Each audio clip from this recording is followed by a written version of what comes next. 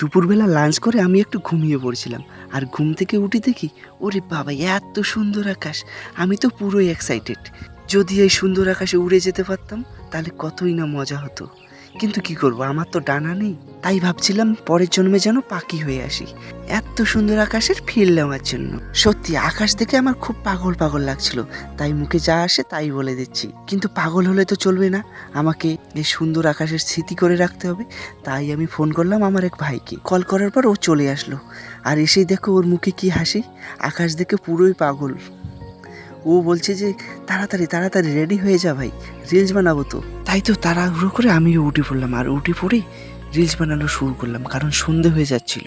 সবার শেষে তোমাদের সঙ্গে ছোট্ট একটা জিনিস শেয়ার করছি বন্ধুরা। গ্রাম, সবুজে ভরা মাঠ, জলে ভরা টিকি, আর ছোট বড় সবার ভালোবাসা মিলে সবচেয়ে প্রিয় আমাদের গ্রাম।